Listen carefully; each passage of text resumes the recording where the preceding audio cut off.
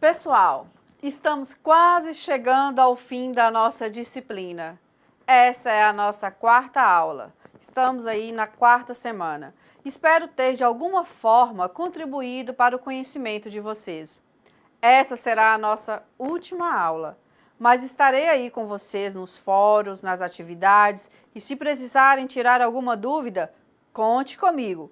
Vamos então para mais uma aula? Vem comigo! O que vocês estão pensando ao chegar até aqui? Será que vocês têm algum questionamento a ser feito? A filosofia até aqui foi importante para vocês? Penso que dúvidas ainda pairam no ar, certo? E espero que as interrogações ainda estejam aí com vocês. Começamos esta aula de hoje voltando às origens da filosofia. Na verdade, a origem da filosofia é considerada propriamente um projeto educativo, ou como se dizia na Grécia clássica, uma paideia. Trago aqui esse livro que fala sobre a formação dos gregos e que contribuiu e também contribui para a formação e educação do Ocidente. Muito do que se está nessa obra influenciou e influencia as escolas até hoje, alguns modelos educacionais. Vamos à origem do termo pedagogia, o termo do curso de vocês. Os filósofos gregos também buscaram uma técnica, ou seja, uma técnica pela qual os seus ensinamentos pudessem chegar aos seus ouvintes. Essa técnica foi chamada pelos gregos de pedagogia. Então, a palavra pedagogia, ela deriva de dois vocábulos gregos, paidos, criança, e ago, que é alguém, que significa conduzir, agir.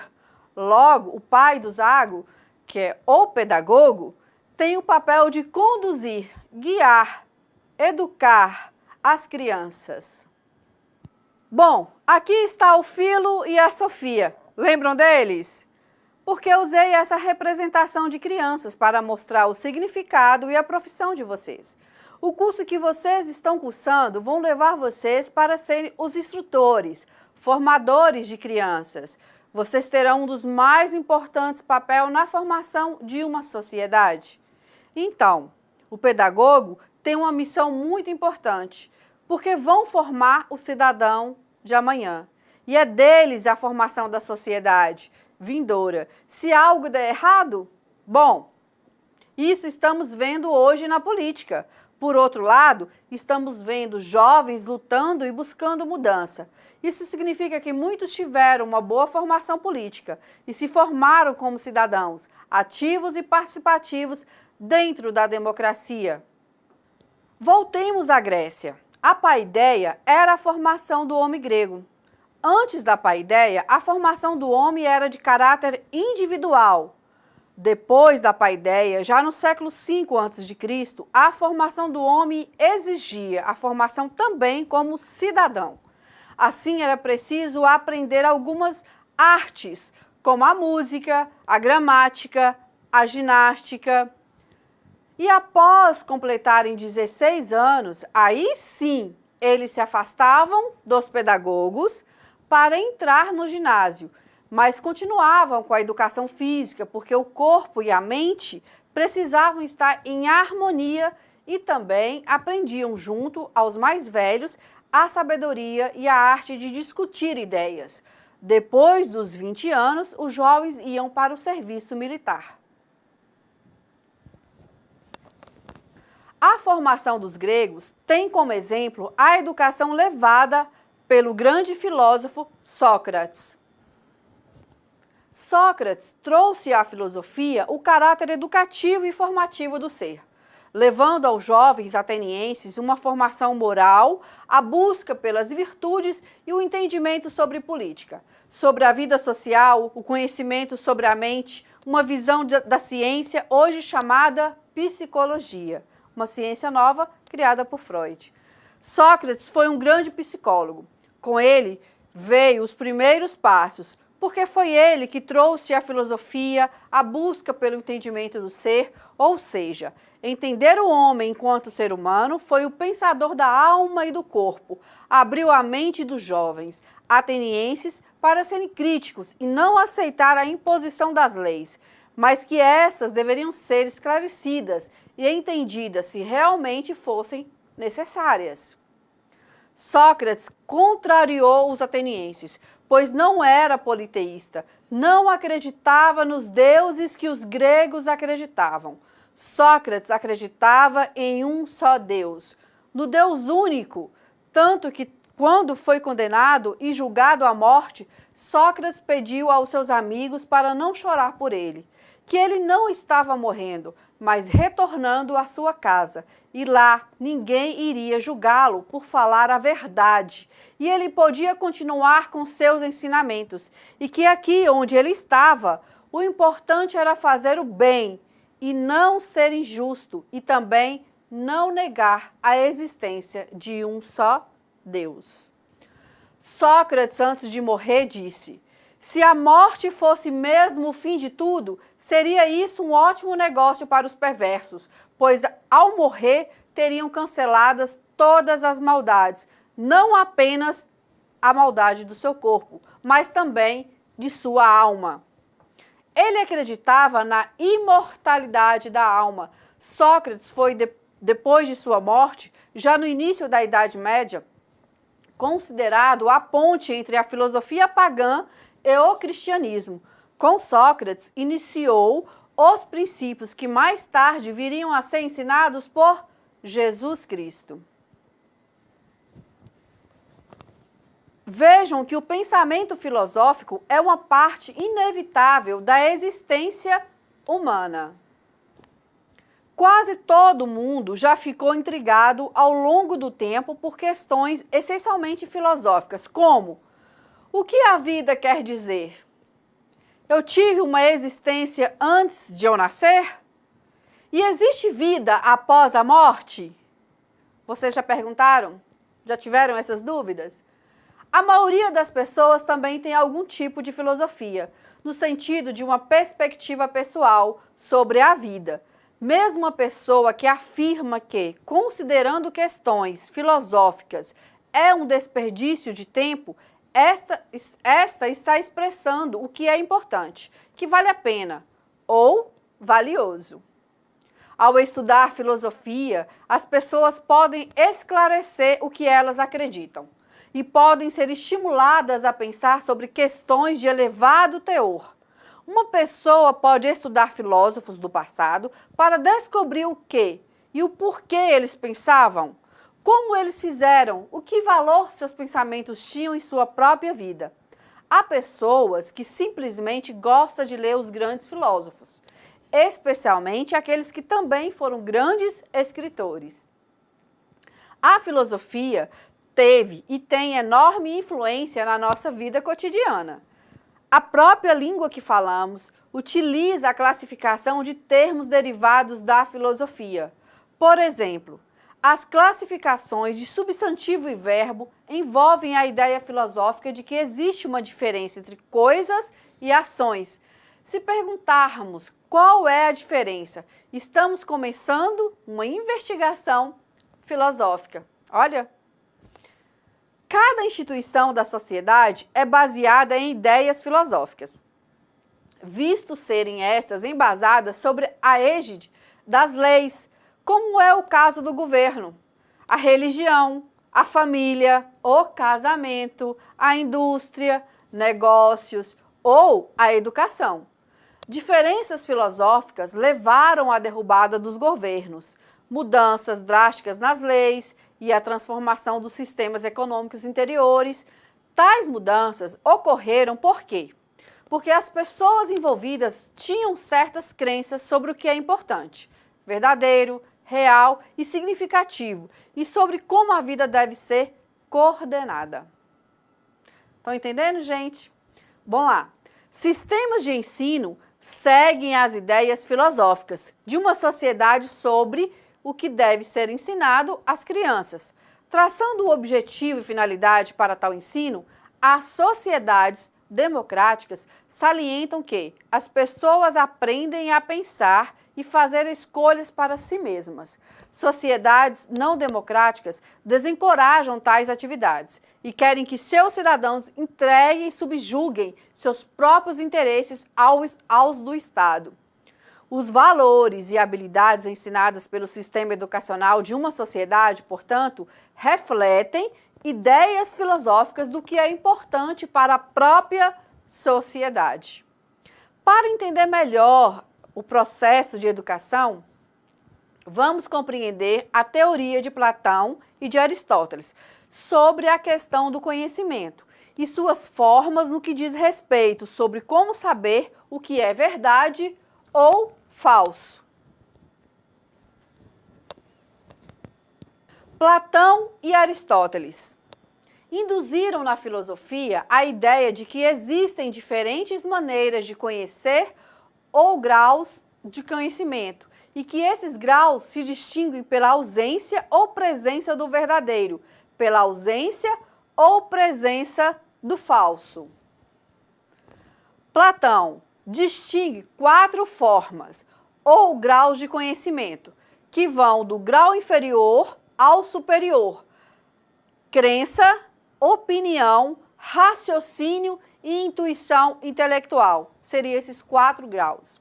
Para ele, os 2 primeiros graus devem ser afastados da filosofia, ou seja, não pode estar próximo à filosofia. São conhecimentos ilusórios ou das aparências. Vocês viram na aula passada sobre aparências.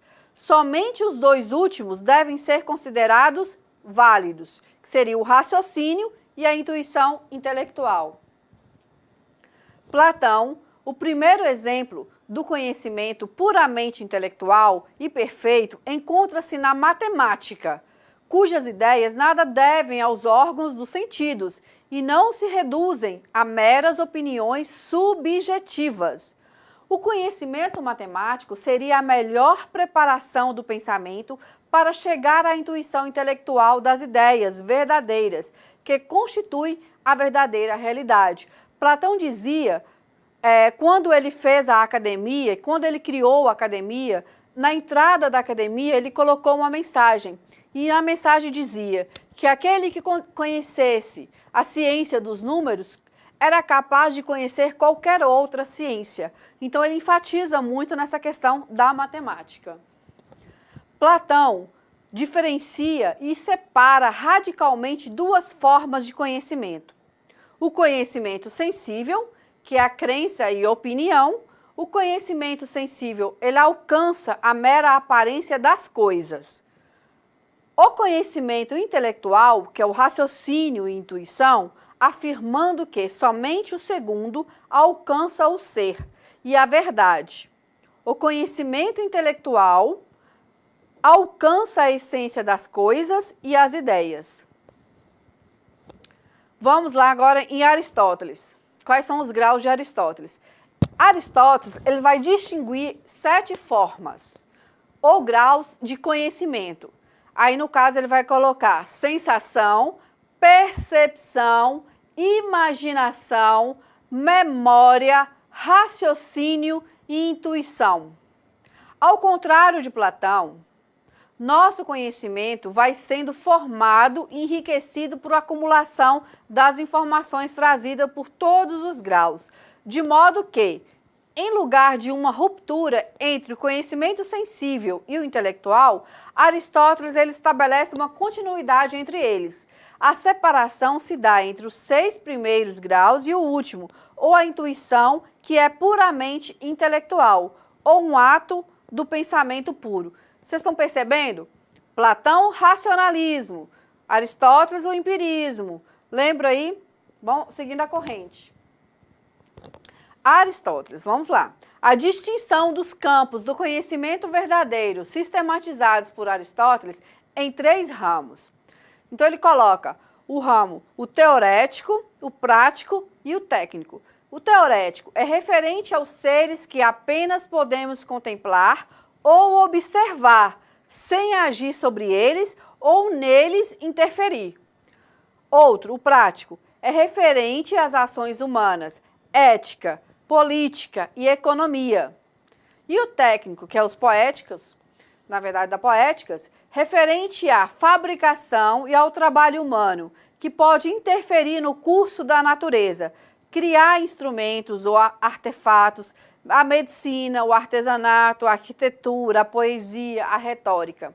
Então, seriam essas formas de conhecimento. Falar da importância do ensino da filosofia é pensar na luta pela autonomia do pensar. É procurar uma mudança cultural, mudança de visão do mundo e mais mudanças de paradigmas.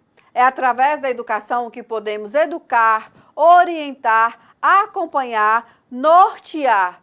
Mas o mais importante é fazer com que o indivíduo coloque para fora as potencialidades que se encontram dentro dele. Como fazia Sócrates, através da maiêutica. A forma que ele encontrou de trazer à luz o conhecimento, o parir das ideias. Assim, ele parecia com sua mãe, que era parteira. Com a filosofia, podemos ter a experiência dos pensamentos filosóficos, é como poder movimento a construção do conhecimento, de forma crítica às questões do cotidiano, onde o indivíduo pode refletir sobre suas ações, sua vida, seus sentimentos. Alguns pensadores, de alguma maneira, influenciam a educação, como está no caderno didático de vocês. Cito aqui muitos filósofos, na tentativa de oferecer uma resposta plausível ao problema enfrentado. Guiaram suas reflexões para um ou mais campos do saber. Na perspectiva desses pensadores, é bastante provável que o caminho para o conhecimento do homem e do mundo atual possa estar disseminado nos mais diversos campos da experiência humana.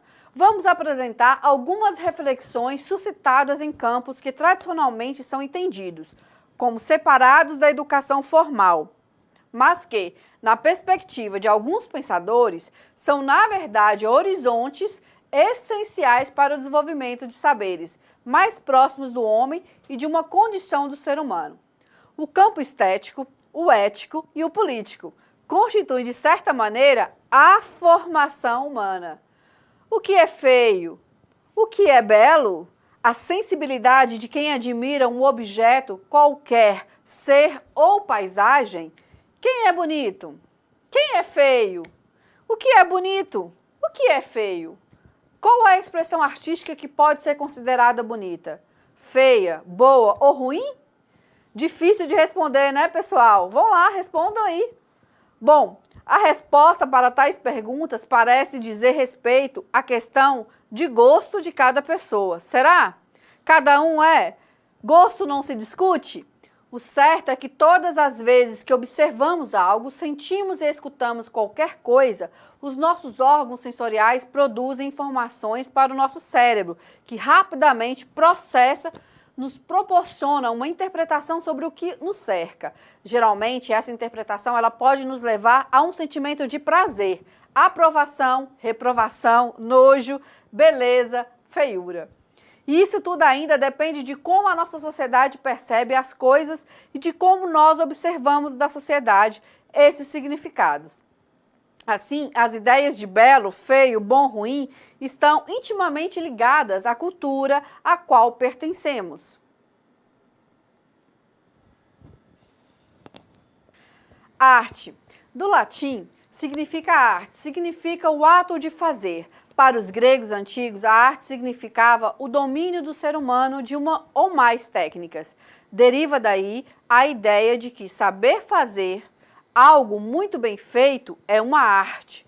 Por exemplo, a arte da guerra, a arte da política, a arte de fazer parto, da medicina, do direito. Deste modo, a arte é o ato de fazer a obra que será admirada, seja ela uma canção, uma escultura, uma poesia, uma dança ou uma arquitetura.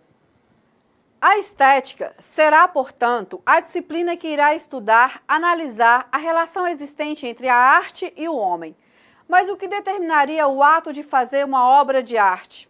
A resposta mais aceita é a personalidade do artista e o contexto histórico-cultural do qual o artista faz parte e todas as influências que ele possa receber. Para Gallo, 1997, o próprio artista é quem determina a funcionalidade de sua obra. Na política, por exemplo, o artista ele pode retratar uma injustiça, um problema social, uma ideologia. A obra Os Retirantes, de Cândido Portinari, de 1903 a 1962, representa a vida difícil dos milhares de brasileiros que migram de cidades do interior para os grandes centros em busca de melhores condições de vida. A imagem retrata a magreza, a fome, a miséria e o sofrimento das pessoas que se encontram nessa situação. Na religião, a arte serve para a representação do sagrado e está a serviço das instituições religiosas e de suas crenças. A arte está presente nas pinturas, esculturas, hinos e arquitetura dos templos religiosos. A maior representação da arte sacra está relacionada à Igreja Católica, na forma de imagens e esculturas que representam todas as divindades do cristianismo católico. Na educação, a arte assume o compromisso com o lúdico, ou seja, busca, a partir da perspectiva pedagógica, ensinar as pessoas e compreender o mundo a partir da criação de obras artísticas. O conceito moderno de arte estaria contido nos trabalhos de Kant. Basicamente, o filósofo fez a seguinte diferenciação: arte e natureza, de arte e ciência. Lembram de Kant? Segunda aula? Para a primeira, distingue-se o significado de arte no sentido de haver uma arte da mecânica, na qual o ser humano teria a capacidade de fazer algo a partir do seu próprio conhecimento. Para a segunda, desenvolveu a terminologia de arte e estética, que tem por finalidade a contemplação do sentimento de prazer, ou seja, do aprazível, que significa algo agradável e alegre. Daí o significado de belas artes. Estética foi o filósofo Alexandre Gautier Baumgarten, de 1714 a 1831, que utilizou a palavra estética. No conceito moderno, pela primeira vez, ele tinha o intuito de estabelecer uma disciplina da filosofia, que se encarregaria de estudar todas as manifestações artísticas. Assim, já na Grécia Antiga, outros filósofos já faziam uso da palavra estética, que deriva da palavra grega aetes, e que significa sensibilidade. Deste modo, no sentido mais estreito do significado, a palavra estética significa sensibilidade. Atualmente, seu significado moderno corresponde à doutrina do conhecimento sensível. Baumgarten definiu a estética como sendo uma disciplina que deveria refletir sobre as emoções produzidas pelos objetos, que são admirados pelos seres humanos. O autor ainda afirmava que a estética ela deveria ser abordada de forma subjetiva, ou seja, a partir da consciência de cada indivíduo. Este filósofo da arte entende que a única forma de se apreciar uma obra de arte se dá pela sensibilidade do observador. A sensibilidade só é possível quando o observador se permite contemplar a arte a partir da sua própria subjetividade. Agora, no campo ético, político, podemos voltar ao início da primeira aula, quando mostra o surgimento da polis, a cidade-estado, a origem da filosofia e, por consequente, a democracia ateniense. Filosofia política é uma vertente da filosofia cujo objetivo é estudar as questões que envolvem a convivência do ser humano e dos grupos humanos. Na prática, é o estudo de questões fundamentais que envolvem o Estado, a política, o governo, a justiça, a liberdade e o pluralismo. Atua como um código de ética em que os integrantes da sociedade e ela própria devem saber como agir. No campo dos direitos individuais, engloba o direito à vida, à liberdade, à autodefesa e à propriedade. A filosofia política, a resposta a perguntas como: o que é um governo? Por que os governos são necessários? Como é possível haver um governo legítimo? Como o governo pode assegurar os direitos e liberdades? E ainda, quando e como o governo deve ser legitimamente derrubado? Aconteceu no Brasil? Está acontecendo no Brasil. Quando ele deve ser derrubado? Vamos refletir? A filosofia política ocidental surgiu na Grécia Antiga e é um estudo teórico da prática coletiva. A palavra política é de origem grega, polis, lembram da primeira aula? E significa cidade. O pensamento ele remonta ao fato de que a organização social grega ocorria em cidades que eram, de certa forma, independentes. Tais cidades, também chamadas de cidades-estado, contemplavam as mais variadas formas de organização política: aristocracia, democracia, monarquia, oligarquia e até a tirania. Além do âmbito do conceito cidade. O termo política pode ser aplicado a todas as questões que a convivência com seres humanos, desde aqueles que habitam aldeias, como os que estão fixados em estados nacionais.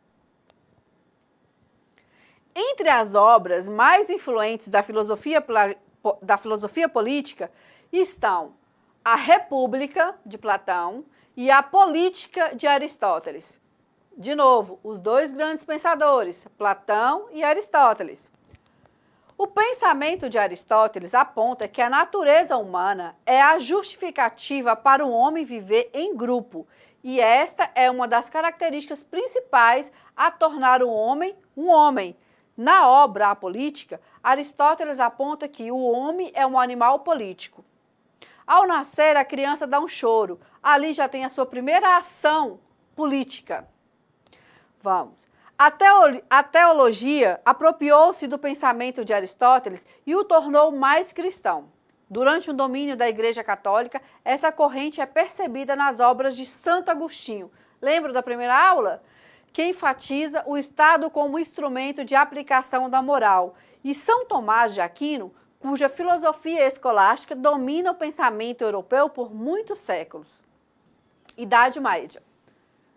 Filosofia, ética é a área da filosofia que estuda o comportamento humano e sua relação com as normas. Então vamos lá.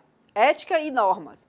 Ela essencialmente reflete os princípios e os valores morais, questionando as certas formas de agir, contribuem ou não para a vida na sociedade, cujo objetivo é a justiça social. Ética e moral. A moral é um conjunto de regras que se baseia em valores culturais e históricos de cada sociedade, por meio da prática ou de aspectos de condutas humanas específicas. Assim, enquanto a ética é universal, a moral ela é cultural. Ambos conceitos não devem ser confundidos. A moral está balizada na subordinação aos costumes, regras e hábitos determinados por cada sociedade. A ética, por sua vez, busca fundamentar tais preceitos em maneiras virtuosas de vivência, a arte de bem viver. Por isso, a ética é universal e a moral é particular. Lembram disso? Ética e filosofia. Desde a antiguidade, os filósofos, estudiosos e pensadores tentam compreender e analisar os princípios e os valores de uma sociedade e como eles ocorrem na prática. Podemos citar vários pensadores que vêm, em distintas épocas, refletirem sobre a ética. Os pré-socráticos, os sofistas, Aristóteles, Platão, Sócrates, os estoicos, os pensadores cristãos, Kant, Spinoza, Nietzsche, dentre outros pensadores. E assim vai, até os dias de hoje. Sócrates é conhecido como o pai da moral. Para ele, a ética é racionalista, uma vez que se fundamenta na razão. Platão deu continuidade a essa ideia. Para Kant, a ética baseava-se em imperativos categóricos, que são as condições necessárias para desenvolver a ética. Ética a Nicômaco. Vamos entender um pouquinho de Aristóteles.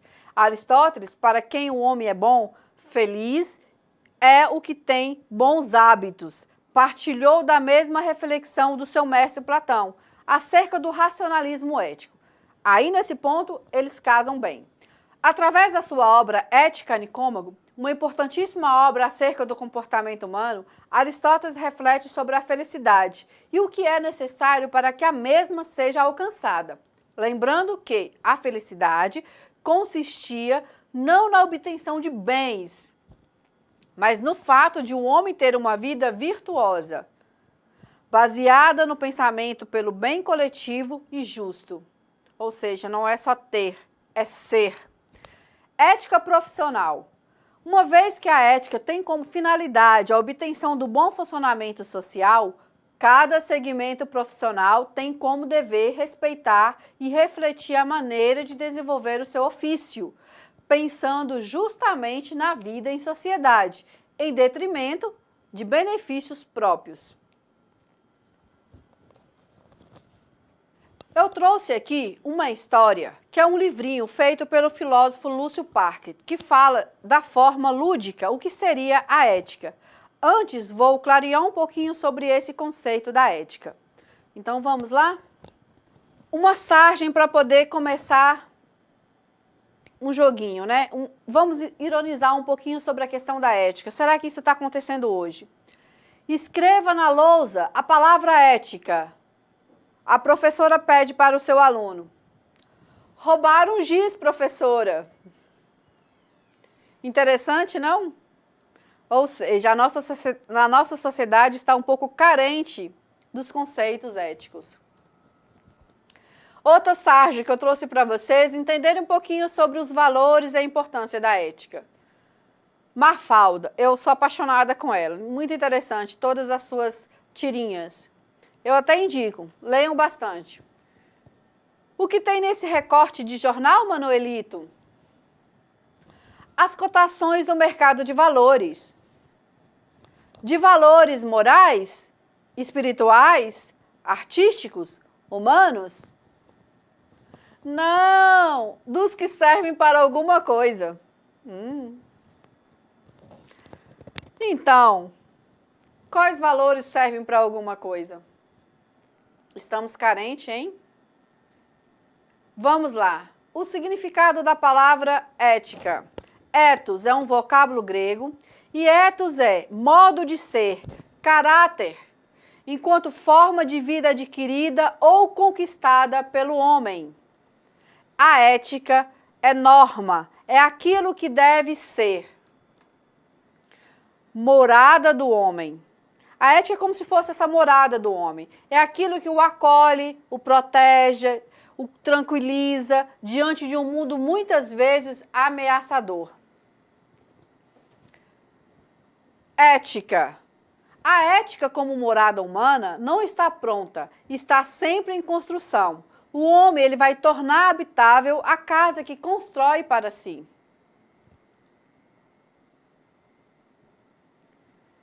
Ético significa, portanto, tudo aquilo que ajuda a tornar melhor o ambiente para que seja uma moradia saudável, materialmente sustentável, psicologicamente integrada e espiritualmente fecunda. Para Aristóteles, o filósofo grego, a ética se fundamenta no meio termo. O homem não faz o bem porque é bom, mas é bom porque faz o bem. Somos potencialmente bons e maus e temos a faculdade de escolher racionalmente o que desejamos ser. Não devemos ser nem covardes nem audaciosos, mas corajosos. Coragem de menos significa covardia e coragem de mais significa audácia. Não devemos ser nem avarentos nem extravagantes, mas generosos. Generosidade de menos é avareza e generosidade de mais é extravagância. O mesmo vale para a alimentação. Comer de menos é perigoso, mas comer de mais também o é. Fica o lembrete aí, pessoal. A ética de Aristóteles lembra a ciência médica grega. Só através do equilíbrio e da moderação é que podemos nos tornar pessoas felizes ou harmônicas. Moral. Vem de mores, latim, significa costume. Costumes no sentido de conjunto de regras adquiridas por hábito. Comportamento de caráter cultural. A ética, ela pode e deve ser incorporada pelos indivíduos sobre a forma de uma atitude da vida cotidiana, capaz de julgar criticamente os apelos acríticos da moral vigente. Mas a ética, tanto quanto a moral, não é um conjunto de verdades fixas, imutáveis. A ética, ela se move historicamente, se amplia e adensa. Para entendermos como isso acontece na história da humanidade, basta lembrarmos que um dia a escravidão foi considerada natural, ou seja, no Brasil a escravidão era permissível, hoje já não mais.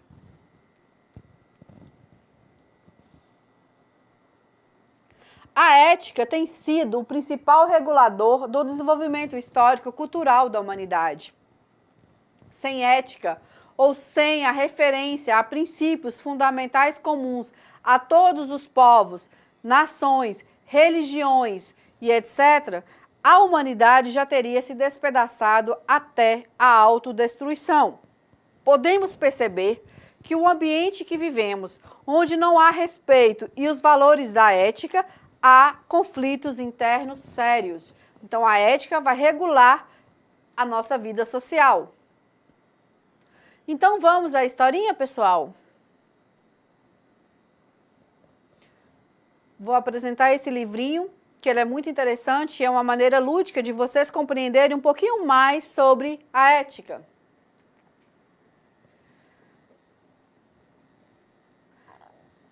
Vamos lá, iniciando a historinha. A ética, ela estuda a conduta da pessoa do ponto de vista do bem e do mal. A ética estuda a moralidade. Olha o exemplo. Desde a infância é necessário se aprender a ética. Vamos iniciar nosso estudo pela Grécia Antiga.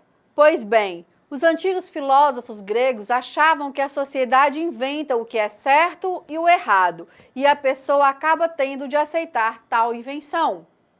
Ou seja, antes não tinha banheiro. Hoje, com o passar do tempo, a sociedade vai melhorando, cria-se o espaço para as necessidades biológicas. Eles entenderam assim porque notaram que cada povo inventava a moral que desejava ou que lhe era necessária. Então, antigamente se comia de uma forma mais primitiva. Hoje nós temos uma mesa para comer, sentar à mesa. Era senso comum que a pessoa deveria então ser educada desde o nascimento. Isso lhe possibilitaria ter uma boa moral. E aí tem um exemplo do cachorrinho. Quando a gente educa, ele é diferente daquele que não é domesticado. Surge Sócrates e desafia os ensinamentos dos velhos filósofos. Ele disse que a pessoa sabia o que era bom ou mal por si mesma, que isso fazia parte dela, e que ensinar as coisas morais não é garantia suficiente. O filósofo entendia que cada pessoa busca aquilo que é bom para ela. A pessoa sente o que é correto, belo, aprazível, edificante, mesmo que ninguém fale a ela sobre isso. Sócrates, de fato, foi o fundador da moral. E aí nós temos uma ponte, um caminho, e aí a ponte está quebrada, mas ele viu que tem um caminho para se chegar a uma casa de chocolate, ou seja, todo mundo já nasce sabendo o que é bom, e a gente vai procurar aquilo que é bom. Mas a pessoa deve ter ciência daquilo que está fazendo para poder estudar a moral em sua vida, para avaliar o resultado de sua ação. Ou seja, colhemos aquilo que plantamos. E o livre-arbítrio? Sem a liberdade de decisão, a pessoa nada mais é do que escrava de alguma moral fabricada. Né? Estamos presos. Com o livre-arbítrio, a pessoa pode ir, vir, pensar, fazer, pode entender melhor a moral que existe nela. Vamos agora considerar as principais opiniões sobre a moral. Primeira, a questão do hedonismo, que acha que a pessoa age em direção a um prazer imediato, que é a alegria, alívio às dores, amor e liberdade. Outro princípio, o utilitarismo, a busca egoística do prazer individual, cada pessoa obtendo vantagens individuais dentro de um equilíbrio, mas o que mais interessa é o objetivo de cada pessoa. Stuart Mill afirmou que a pessoa virtuosa associa seu interesse ao interesse dos outros. Assim, pode agir colocando o seu prazer no bem da coletividade.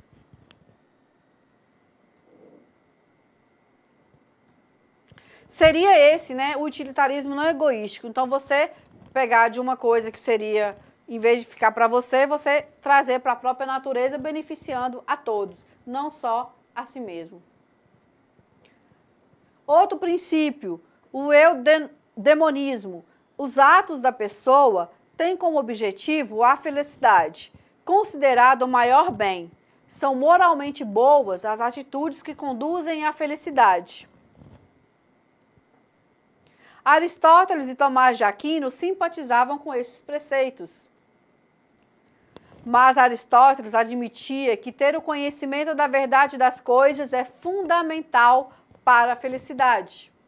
Quando se conhece o caminho certo, chegamos ao nosso destino. E Tomás de Aquino entendia que a convicção de Deus é o que proporciona a felicidade. Aí busca mais a fé. Outro princípio, o estoicismo, diz que a pessoa deve deixar os prazeres e se dedicar à moderação, à apatia, à indiferença. A alma em harmonia saberá proceder bem.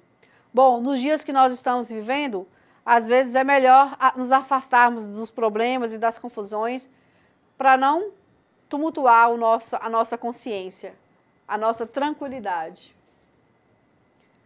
A insensibilidade aos problemas diários da vida é uma boa atitude para alcançar esse objetivo.